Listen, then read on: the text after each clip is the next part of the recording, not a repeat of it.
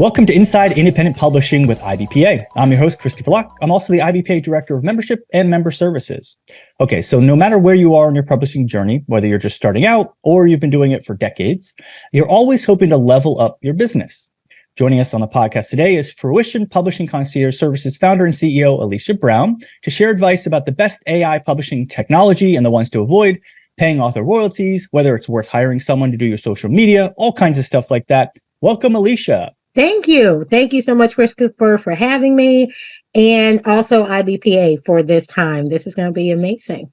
Yeah, and you're also on the board of directors, so thank you so much for all the work you do there. Absolutely. Love serving our membership. Thank you. And we love that you volunteer your time. It's important. Yeah. Okay, so I do want to jump into topics about like advice and such, but I'd love to set people up to understand where you are now. Okay, so you run Fruition Publishing Concierge Services. Mm-hmm. That's a hybrid publisher, correct? Yes. Okay, Correct. so some people might not understand what that is. Can you just kind of tell us like what you do and what makes you a hybrid publisher? Yes. First of all, I would say definitely go and review IBPA's hybrid publishing criteria. Because one of the things that hybrid publishers fight in this industry is having us mistaken with vanity publishers. You will hear all the time, you should not have to pay anyone for your services, which is what a big part of how hybrid publishing business model works.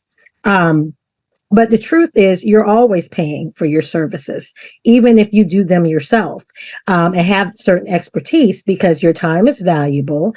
There are going to be different resources you need to publish and fulfill the different parts of the publishing journey, and they're not all free. So you're going to hire some expert, you're going to use systems, different expertise. So you're always going to pay for your service one way or another.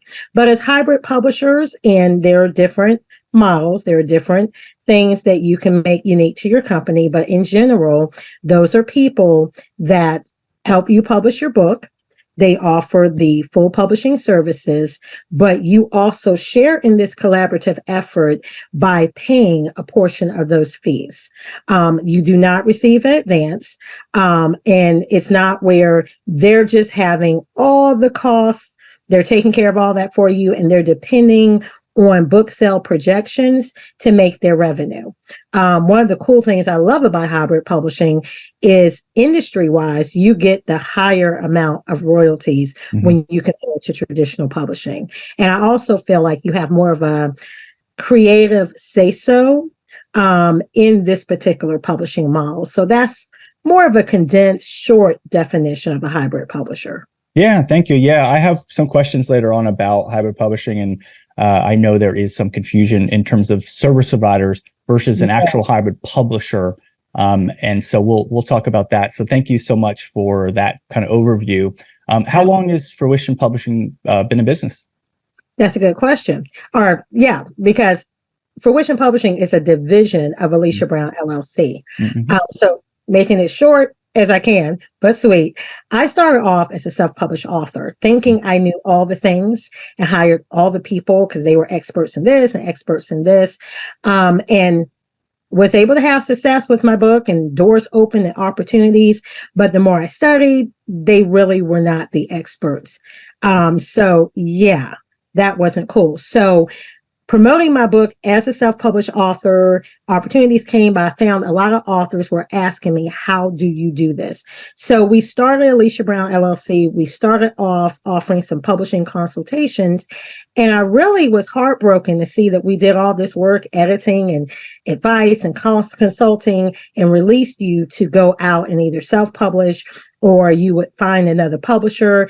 And I found a lot of those clients were not getting reputable people. So I hey, we have the knowledge, we just have not opened our company to full publishing services. So we created Fruition Publishing, which started in 2019. So the company itself has been in existence, Alicia Brown LLC, since 2015. Fruition Publishing was launched in 2019 to offer full publishing hybrid services.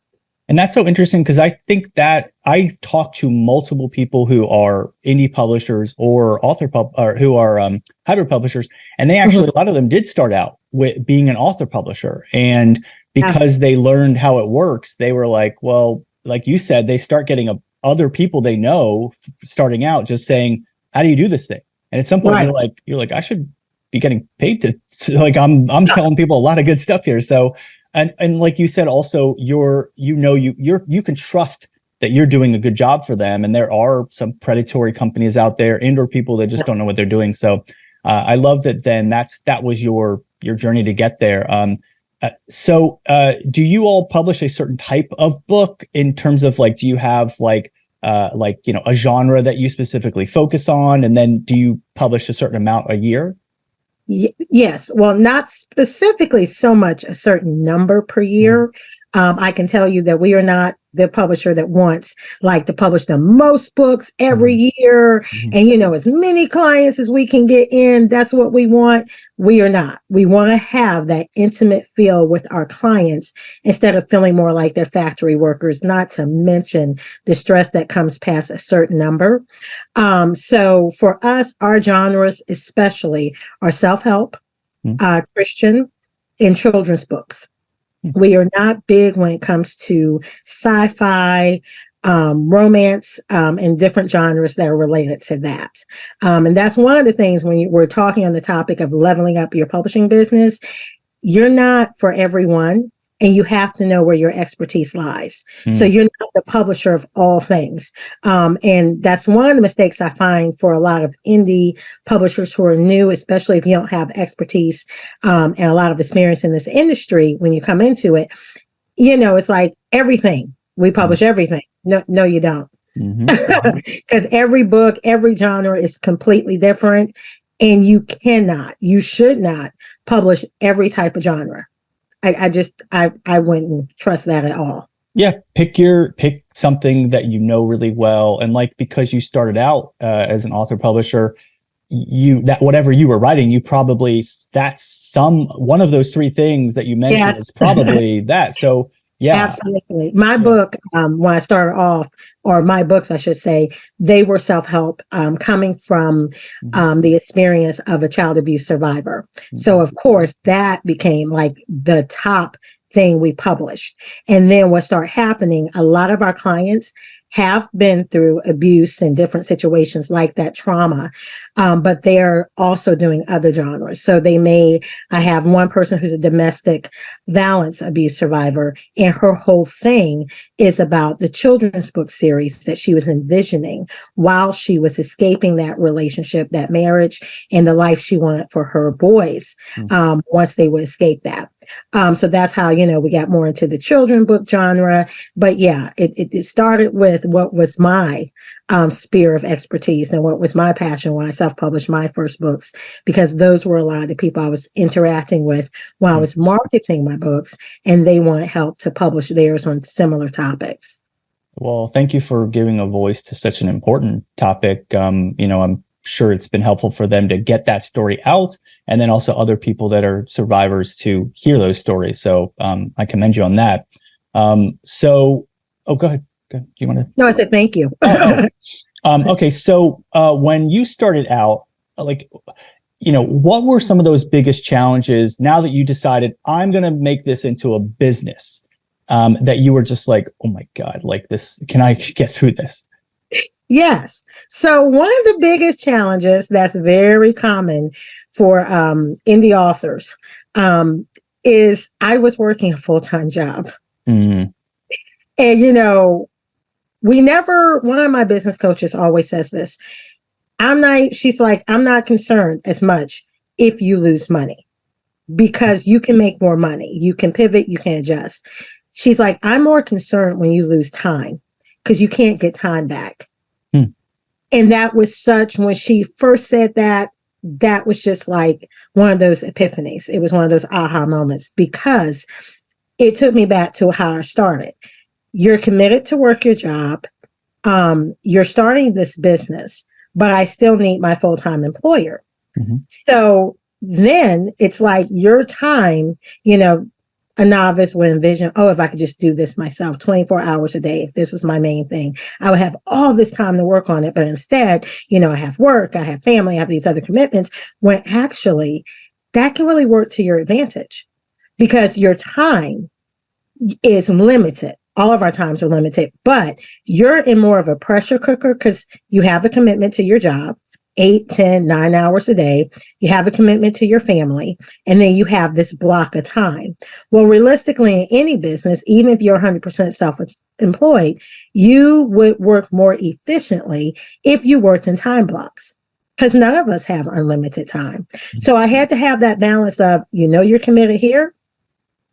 When do you really have time for the business? And this whole, you get all the business advice. Oh, you can sleep when you die.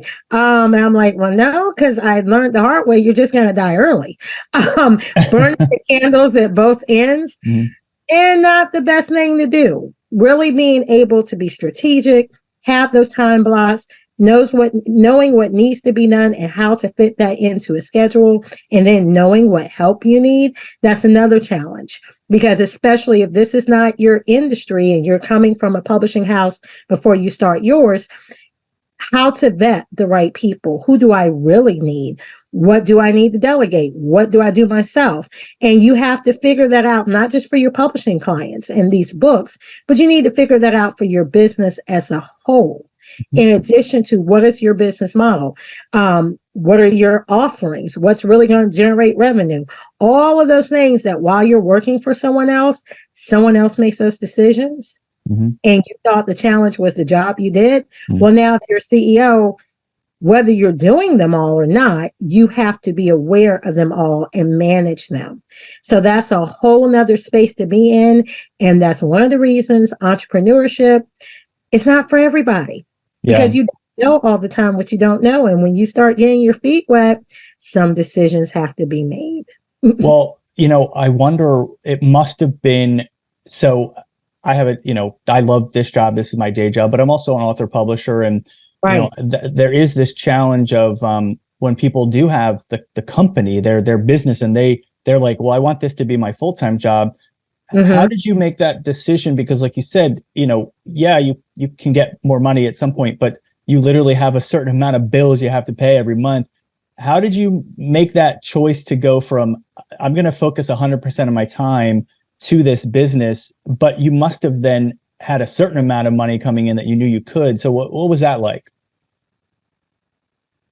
I started out, I said, as a self-published author. I was working a full-time business. And then, as I went along, opportunities presented themselves. And the way the traction was going, I was making decent money. But then we get to a point where you're trying to juggle both. You're going to have to make a decision. And I got to that crossroads. And I said, okay, these are the opportunities that have happened in less than a year of you officially launching. And now we need to make a decision. You're either going to go your way and take the risk, or you're going to continue to work here. And I would say at that time, the career position I had, it was perfect. I have full flexibility. I have the company car. Nobody's bothering me with anything. So if I want to take an extended lunch so I can go to this networking thing, if I want to use my own leave and extend my day, it's fine. But I will tell you what my gut said and what became glaring is I was watching as my boss, I was there before him and he would leave and I'm still here. And then when I saw some of the staff, we had a particular location where we had 12-hour employees.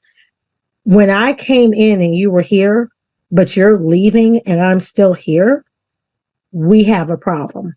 Because I'm also waking up earlier to do a few business things, come into work, and I'm networking and doing different things on my time, then coming back to work. Then I'm going home and probably touching something again before I can go to bed. And I just said, you can't continue to do this. So you're going to have to make a decision. You're going to keep this job, or you're going to take a risk and go out on your business. And at that time, unlike no other, because I was raised very conservatively, only crazy people would be self-employed. That's a risk. And, what about retirement? Blah, blah, blah, blah, blah. And in my spirit, despite all those things I was raised to believe and had agreed to, I said to say no to the business and take the risk, saying no to me. And at that time, more than ever, it was like, I can't do that. I can't give up on my dreams. I can't say no to me to say yes to someone else. Mm-hmm. So it just became clear in looking at the finances, looking at the financial trajectory, this, that, it just became clear you need to go and you need to go now. Yeah. Well, at IBPA, I'm trying to get my hours each day down to 2 hours, but I will work really hard. I will every minute of those 2 hours. I'll let you know how that goes. And I will say this, one of my millionaire business coaches, her business started and she did phenomenally well when she had 2 children and was a stay-at-home mom and homeschooled her kids. Because she knew she only had, when they're sleeping and napping and whatever, maybe a couple hours a day to do her business. And she became a millionaire in a very short amount of time. So I want the audience to understand it's not always either or. You can be highly successful in your business and keep that job and also have your main employer and keep that job. There's no one answer. There are people that aspire to do this 24/7 and you can do that. But there's no problem in if I still really love my career and I want to keep that full-time job, but over here, I also want to build my business and keep that as well. I just knew it wasn't for me. Right. Yeah. Well, I don't have any kids, but if I could become a millionaire by just having children, that's it. I'm doing that. Yeah. You go ahead and take that one. Okay. So I want to talk about, it's when independent publishers start out, a lot of times it's just you and it's overwhelming because you're doing everything, right? So I want to talk about growing your team, like your employees. You have a limited budget. So you can hire freelancers but then you have someone you can decide, okay, they're going to be actually an employee. So I want to see, what do you think is the best position to hire first? So you could have an in-house cover designer or book designer. You could have an admin assistant. You could have someone in charge of marketing. Who's that first hire? I'm going to answer that question with what my first millionaire business coach said. She was famous and she'll tell you today is that your job is to only do what makes the cash register ring. Everything else needs to be delegated to someone else. And she would always emphasize that what sucks the most time out of your business is administrative work, but it generates the least amount of revenue. So when you're a solo entrepreneur and you're trying to do all the things until you can get the money to hire all the people, administration will take everything, but it's not going to generate that much money. So I always recommend the first person you hire, even if it's only a couple hours a week to start with, is an administrative person that can look like a virtual assistant. You don't have to have an office and have the person on staff and do all this stuff.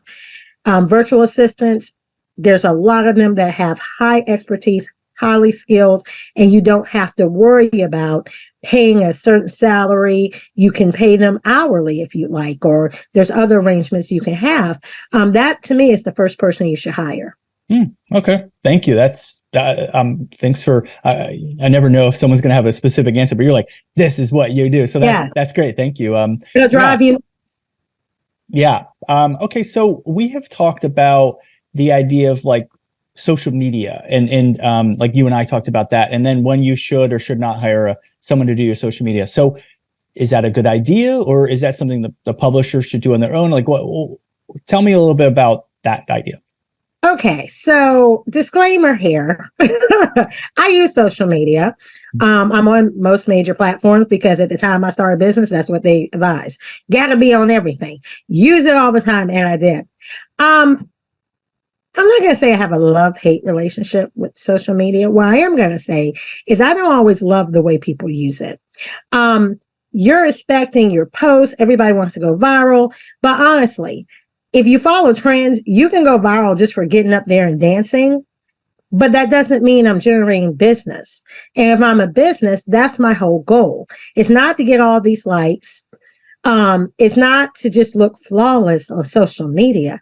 I'm up there for business. So if you want to use social media, if you have a clear strategy on how to create business, that's wonderful. But I am going to say that if you're hiring a specialist or staff to take care of your social media, it is very expensive if someone knows what they're doing. Very cheaply can you get someone to just create some posts. You can do it yourself. Very free, free software, free things that make you look like a professional if you know how to use them. The point is, if you're going to hire someone else to do that, it's going to cost you a lot of money if they know what they're doing. And you're not going to make a return on that investment overnight. Mm-hmm. And especially if you're newer and you have a limited budget, that is not the best investment of your time. Because with social media, you must remember every platform, free or paid, that creator has all the information for anyone coming and using it. They have email addresses, they have names, they have normally where they live, they have phone numbers, they have all the information you want. What have you created and what do you have when you use their platform? If it shuts down tomorrow, can you still communicate with these people? Or are you waiting for when it comes back up to create a message and have possibly the opportunity to communicate? If you don't have that plan for how you take whatever conversation you create online and take it offline, social media is not your concern right now. Investing in a proper social media team, person, strategist is not your concern right now. Your concern is how to grow your business and be financially sound. So that's my advice on that. Other people will say something a little different. Yeah. I mean, all I do is post videos of me dancing on TikTok. Nobody even watches those. So I got nothing. Put on a bikini or something, and then the numbers. Then it'll go viral. Okay. They're still not going to buy anything, but the numbers will go up. You have a better chance of going viral. Yeah, actually, the books I've sold, people will return them. They'll be like, I don't even want to read this guy's book. Well, there you go. Well, get a dog or cat in the video. That'll do. Okay, so I want to ask about the markets that your books, I imagine with your authors, you've had certain success with certain markets. And of course, this is going to be based on the genres that you publish. But anyway, I'm just interested, where have you had success? Bookstores, direct to consumers, libraries, with the books you've been publishing? Direct to consumer. The clientele we work with, a lot of times they are nonprofit executives, they're business executives, highly skilled experts. So they like that direct to market feel, especially as speakers, leading conferences, keynote things. We just find direct to market works a lot better. Okay, so then those specific direct to consumer are speaking engagements then? Mm-hmm. Conferences, larger organizations where their expertise is demonstrated. Yes. And then how does that work? You're the publisher, they're the author. Who's landing those gigs? It can go both ways. But of course, I'll say, just like with traditional publishing, there's a reason they pick certain people. Mm-hmm. Because, I always try to emphasize to clients and potential clients and different audiences in the industry, there is no one and done. Mm-hmm. A lot of times, certain clients and novice authors, they just don't know. But you're thinking that if I pay enough or I get the right company, they do everything for me. No, you're the author. So no matter how awesome your publisher is, the audience relates to you. So you have to be actively involved in a lot of the process and know how to do that, which is one of the things we're always coaching and teaching our clients about. Mm-hmm. Yeah.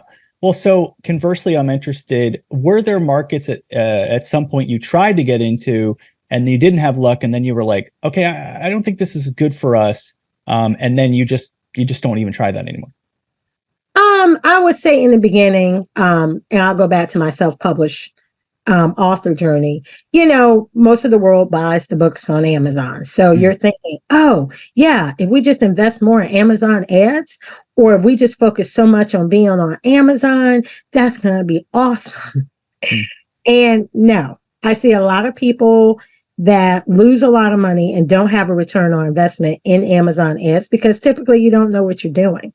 And you don't necessarily have the budget to hire the expert for Amazon ads. Same thing I see people doing with Facebook. And if the audience is there, maybe that's a good thing. I never found where Facebook, as far as ads for the book in particular, was that highly successful. So that wasn't my jam either, although in the beginning, not knowing, and that was the advice at the time, and you're watching this person that says, yeah, I got, $600,000 in book revenue because of Facebook ads or Amazon ads. And then, as you continue to study and you learn more and you're no longer a novice, when you start really digging deep and asking them questions, oh yeah, you did get $600,000 in revenue, but you spent in just ad budget alone $300,000, $400,000, $500,000. Right. Doesn't sound like such a win, then versus in the beginning you just didn't know what questions to ask or how everything worked. Okay. Yeah, I've definitely spent about $400,000 on selling my books. So, but okay. I'm a millionaire, so I can do that. There you go. Well, I just come to you and let you, give me the budget for one of our next steps. Great. I'm here. In fact, I'll just give you my checkbook, whatever. Just write. There you go. Let me manage it. I'll leave you with a little something. Okay. So the more books you publish, the more authors then you're paying royalties to. So I wanted to ask how complicated it was at some point for you to keep track of the royalties, and then how what maybe system you use that then kind of got that under control. In the beginning, God forbid, it was an Excel spreadsheet, which is manageable when you don't have but a few people. You're only publishing the first couple books, kind of manageable. I'll be honest, for me, I have not found a system that I think is just amazing.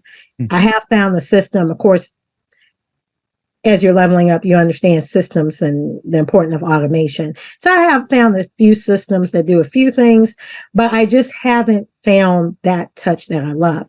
So we still do it in-house. We've moved away from the spreadsheet, but we have like a sort of our own system thing that has been, developed just for us to use to manage them better. Okay, very cool. What in terms of printing then, do you all do print on demand? Do you do offset printing, or maybe it's a combination of the two? We do primarily print on demand, but I also, and this is important, have some in the US, but have some printers that would be able to do it. Because sometimes it's just an issue of timing. Things happen at the last minute. And I'm very much not that I'm one of the green people, but I don't want to do so much offset printing. The quality is often better, but I think if you've never understood it before, the pandemic really emphasized some of the logistical issues when it comes to offshore printing. And, you just order, let's say 10,000 somethings, and it's an error. You're stuck with 10,000 somethings. Or let's say the quality isn't what was promised. Good luck financially having to return those, and are they going to ship them back? Blah, blah, blah, blah, blah. And I'll also say all the other expenses, warehouse, is it the proper temperature to store these things? I know a lot of authors that say they use offshore printing and everything's in their basement, but is your basement equipped for that? Do you have insurance coverage for that? And, if you're going to go, some people go very extravagant and they get the shelving and things made. Okay, that's fine. If you're going to say the expense of offshore printing and the quality were good enough that it makes sense for me to put this investment into my home, to build things, make sure we have the right temperature to store all this. As long as you have a plan and strategy in place, perfect. It's not one that I wanted to model. So I found that print-on-demand printing, but also having relationships with printers, whether they're local, whether they're in another state that also provide those services, were the best combination of for us for how we publish and print books. And then when your authors are doing those in-person events, I imagine you'll figure out how many books you think you might sell, and then you just have that many printed out for that event. Exactly. Because a lot of times, course, you're at the in-person event, you have a table, you're going to kill them dead, and then they're all going to want to come to your table buy a book. But also it's something in part of their contracts that we stress that you also have where maybe sometimes the organizer pitched them to just go ahead as part of your fee, also buy a certain number of books. So then it may be something where everyone that attended, part of your attendance is a free book. Right. Yeah, I know that. I love that stuff. That's yeah. We just did a bulk sale, and guess what? You don't have to worry about selling them out or whatever because everybody gets a free copy. Great photo op, everybody holding your book. But then there are times where, you just have the table, maybe the sponsor or the organization, their budget wasn't that big or whatever. They just said no. So you have your fees, you have the other things, and you have your table. So yeah, there's that optimum part right there. What's the number you're going to order and have them there in time. And also I strongly encourage that you also use QR codes. And then you also have other events near that time for promotion and things like that. So if there are some overages where you didn't sell them all, you have other events lined up soon after that, you still have opportunities to continue the momentum and sell them as well. Okay. And we talked earlier about things when you first were starting out, there were big challenges. So now that you've been doing it for many years, I imagine there are different things that are challenges. So like right now, what's something that you're kind of facing that you're maybe haven't solved yet, that is proven to be difficult for you? It's two main things that are very much related. The perception, a lot of times when we're vetting books that come in and really getting hands-on with the person to find out what their vision is, I still find there's too many authors that really don't understand how to properly position their book and what their book is supposed to do for them versus what their expectations are. So I think one of the biggest challenge is just making authors, especially the new ones, understand being a published author is a business. This is not about having a cute book. It's not about having the most perfect book. Of course, you want quality and industry standards to be followed. And if you are with any reputable publisher, that should be the norm. However, it's a business. So where you're speaking, how you're properly positioning your book, what is your strategy with this book? Because to me, the book is the low-hanging fruit. It's much bigger than just the book. So establishing that author brand, identity, platform, your marketing plans, and all of that, it is a business. And if you don't treat it like a business, then a lot of the things you think a book is supposed to do for you, it's not. Because you didn't honor it in doing what you were supposed to do in nurturing that book and that platform to have and achieve those results. And sometimes that has been really hard for people to understand. They're just passionate about their book. I can relate being an author.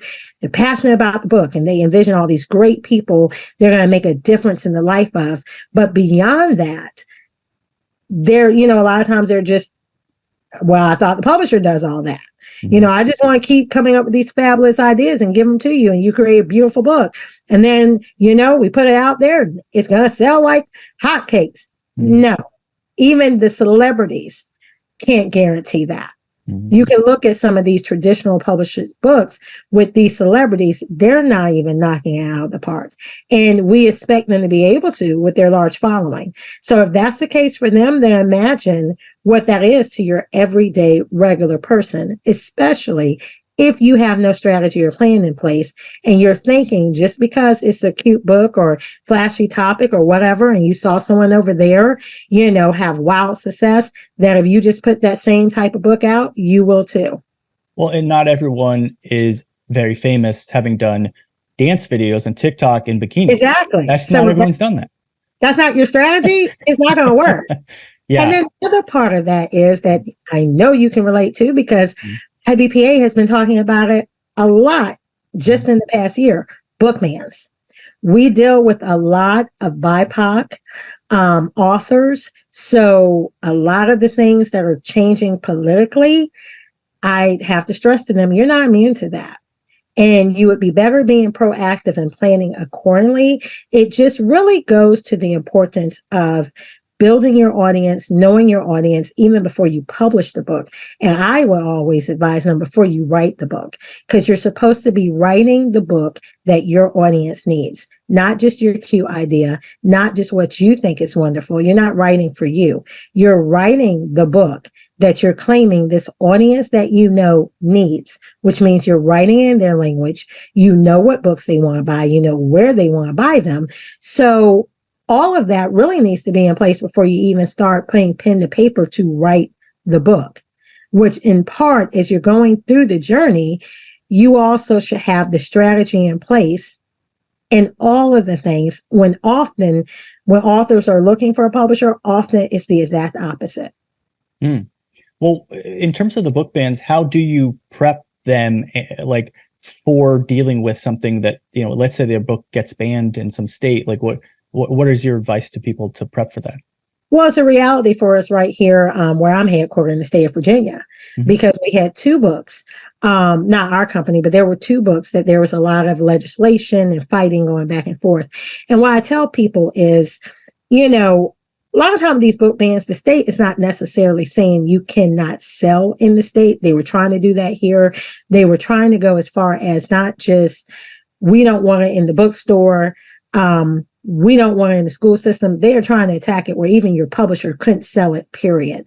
Thank God Virginia knocked that down. But I try to tell them, here's the challenge, but here's the opportunity. You cannot control, to a certain extent, you can if you lobby, but that's more the long game. You can't control how things change politically, but you can pivot and adapt, which all businesses have to do. And if you're a published author, you're in a business. However, if they're going to ban your book, then think about what your community still needs. And there's opportunity, whether it's your speaking, whether you create other things like a course, maybe you have playing cards. We do all of that and can develop those for you. Maybe it's playing cards. Maybe it's more the interactive portion of your book. Maybe you need to create something interactive. Maybe you need to create a video series. They can stop you somewhat if they change the laws and say, you just cannot produce this book. You just cannot have it in the library. You just cannot have it here. And you'll have to do whatever the long game is if you want to fight it politically, lobby, what have you. But they can't stop you in other ways of still being creative and getting your message out, which is what you should be focused on as an author anyway. So I tell them, brace up for that. Start getting that community that really cares about this topic, which you're supposed to do anyway. But that community that would be outraged if they banned those type books. Get them now. Know how to pivot now in case that's a real thing where they ban this particular book. Thank you. Yeah, well, I agree. It's unfortunately a topic that doesn't seem to want to go away because there's people out there that want to control people's opinions about certain topics. So thanks for being on the forefront of that. Before we finish, I do want to make sure to go back to the hybrid publisher concept. So there are some, companies out there, they're not legitimate hybrid publishers. They're, like sometimes they're just service providers, right? Which is fine. But they think that they're actually publishers. What are some things that, people that are out there that are authors can look out for so that they are making sure they understand this is a legitimate hybrid publisher versus a service provider versus someone who's maybe, predatory? Let's do a whole episode now, starting now. Yes, it's like a knife in my heart and just twist that thing because I just saw the most ridiculous thing I've ever, after you've been in for a while, you think, oh yeah, I know why you're outraged if you never heard that before, but that's common. I just heard someone and the person in the group was trying to defend it. They were the one, they hadn't signed the paperwork, but this publishing company, actually part of their contract was asking for a loan for like the first few years. And then they had something where they would pay it back. And I'm going, whoa. No business model in publishing is that. No one. No publisher asks you, if you're hybrid, there is a fee there. Traditional publishing doesn't charge you a fee, but nobody's asking a client to loan them money and for a specified amount of years and we'll pay you back this amount of years. What? So that again is for the author, the prospective author. You have to study the industry. So when it comes to, you pitch them something, or a lot of times now they're pitching you like, hey, I saw this and your book is great. We want to put it in a film. We want to do this. Great. Start asking them some probing questions, because a true publisher, traditional, hybrid, doesn't matter. They don't publish everything. And they don't take every submission. So it's nothing for you to ask them, what is your submission criteria? For starters, you should sort of see that explained somewhere on the website. If you don't see it, then you need to ask them, what is your submission criteria? What books do you just not publish? What books have you found the most successful? What is your process following as far as this? And then I always tell people, you want to look at who's doing it best. So if you don't know what hybrid publishing companies, for example, are legitimate or illegitimate, look at the big 5 traditional publishers. What type of books do you see them publishing? What do their book covers look like? If you're reading these books that are very viral, whether they're hybrid publishers or they're traditional publishers, as you're reading that genre, what are the books like? What do they all have in common? So when you're testing this particular company, you can start with the ebook if it's cheaper. But before you invest money in them, look at some of the stuff they're publishing, not just what's being said, because some people are very good with marketing and they know how to put those fake reviews up. They have buddies or something that'll do a video, talk about they're the great thing. They did all of this for me, and they can be lying. But when you go to look at the book, what's the quality? What does it look like? Just some of those questions, some of those industry things you observe, start probing and asking questions instead of just putting complete trust, or I really like that person, they seem credible. You're investing on your vision and your business, and you want a return on investment, however you define that. So you can't be so quick to jump at something that sounds good without investing something to test what they truly have. And again, got to study the industry, because a lot of times what has happened to us, we saw a shift in the second half of our business. We started getting people that came to us that had a lot of legal issues. They had been taken advantage of by these vanity publishers. And at one time, it was like I was getting all the same people from this company and this company and this company. I look at the books. Well, when I go on Amazon and just look at your book, the book cover alone, it's horrible. I could have gotten it. Basically, it was somebody just got a stock photo image and it didn't even look like a paid one and put it on a cover. The font is barely readable. You look at the interior, this is the edited version. Did you edit it at all? It's not even about the professionalism. Has it been edited at all? It doesn't flow. This is chock full of errors. Well, if I bought that ebook just to see if this publisher is legitimate, and I saw that, I wouldn't go with your publishing company, even if you were offering me money. So we have to do a little due diligence before we're just ready to give over our intellectual property, because as an author, your book is your intellectual property. You can't release that to anyone. For all you know, they can have a whole submission process just to get your book and then publish it on their own and give you no credit. I've seen that happen to people. Or I've seen them, they published this style of book 2 years ago and they just switched the words, changed a little artwork, and pitched you that idea. And now that's the book they're publishing for you at a fee. Oh, geez. Yeah, I always feel bad. We have members sometimes, reach out to us and they've been taken advantage of, and I always feel terrible for them. So I 100% agree that, before you're going to start spending money, just do research on the web, make sure that these are legitimate companies that have good reviews, and look for, any controversy or lawsuits that have been taken out against the company. And if you see any of that, steer clear. There's a reason someone sued them for whatever. So well, thanks for, helping people understand that. So I want to make sure, and by the way, you mentioned the hybrid publisher criteria. So, for the YouTube version of this, we'll put it on the screen, but, for everyone else, if you just go to the IBPA homepage, there's a tab called resources and you'll see it listed under there. So I want to make sure people go to your website. So it's Fruition Publishing Concierge Services is the name of your business, and you're at fruitionpublishing.com. And you provide multiple services, and make sure to go to the site. Anything you wanted to say about some of the services you'll have or anything like that? We, of course, are a full publishing house hybrid. So that is the main thing that we, as long as you meet our criteria, those are the people we primarily want to work with. But we also understand the part about needing consulting. We applaud those who feel like they want to self-publish themselves, but we do provide those services as well. Because nothing for me is like nails on a chalkboard to see your book full of editing errors or see you ask questions in some of these writers group about formatting. No, dear, we don't format on Canva. We don't format using Word. There is a professional formatting.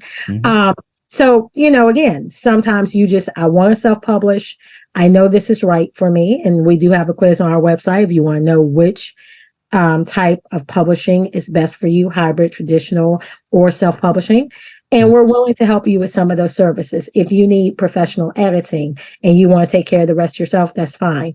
If you need book cover design, we can help you with that. We also help other publishers with that as well. Sometimes their workload is too much. We'll put our team together to work on just those portions you want us to work on, and you can go ahead and fully publish that client or your clients. We also offer, because now we have an indie film production company, we offer services as creating your book trailer in more of a cinematic way. So all the pieces you can think about that come with publishing a book, period. And especially if you're trying to be a self-published author, we offer those as well, even if you're not going to allow us to publish your book. And I want to mention too, we do offer services such as our tech team creating your website, because a lot of authors do not have websites. We also work with small businesses as far as that's concerned as well, copywriting, things of that nature. And starting in 2024, one of the things I just felt like I needed to do to help authors in particular, we will have a year-long program that's absolutely free that helps you to write your book in 2024, because nothing hurts me more than an author who has a book vision, but just never execute. And you're going to write the book, and this is going to be your year. And then a year passes, and the next year is going to be your year. And the year passes. Or you can be like me when I first started, and I had all these book ideas and little pieces of the book written, but I never executed anything until over a decade later. I don't want to talk about that now, but eventually I execute, but I don't want you to wait that long. So you can go to Fruition Publishing, find out more information about all of that. But we're really here to help your book vision come to life, which is all that matters, because people will not get the transformation that you can provide until they have that experience with you. So you have to have that book published. You have to have it done, but you need to have it done properly. Yeah. Well, thank you for explaining all that. And also, again, you're very active in the IBPA community. So thank you for all the work you do. So I want to make sure that everyone learns about IBPA too. So it's visit ibpa-online.org. And then this podcast, it drops the last Thursday of every month. You can download anywhere you get podcasts, but also it'll be on the YouTube if you're watching the YouTube version. Alicia, it's always a pleasure. I always enjoy chatting with you, and thank you for sharing your experience, your journey. I hope everybody learned some stuff. And if I can do one selfless plug, I also would say for those of us who are members, and if you're not a member, you need to go ahead and join. But you need to meet us at our monthly roundtables. Because one thing about it, people feel like they're so isolated, or you're the only one going through things, or you have some of the challenges we spoke about today. That's an awesome time to be around other like-minded people and just have that expertise that is shared with you and be able to ask questions right there. So our membership roundtables, I feel like not everyone really utilizes those as much as they should. I try my best to be there every month facilitating in some capacity, but you really need to come to those as well and delve into everything IBPA offers so you can go ahead, level up your publishing business and journey. Yeah, thanks. Yeah, they're every month. And we're actually in 2024, we're doing the Independent Publisher Roundtable and a member author publisher roundtable. So we're going to split them up into two separate ones. And I agree. We always have different topics: how to succeed on Amazon, how to get distribution, all that stuff. And it is really helpful because you're connecting with other people like this interview where they went through that journey too, and so you can learn from each other. So thank you for mentioning that. Yeah, absolutely. Awesome. All right. Well, thanks for listening, everyone. And again, thank you, Alicia. And we hope you have a wonderful day. Likewise. And thanks for having me.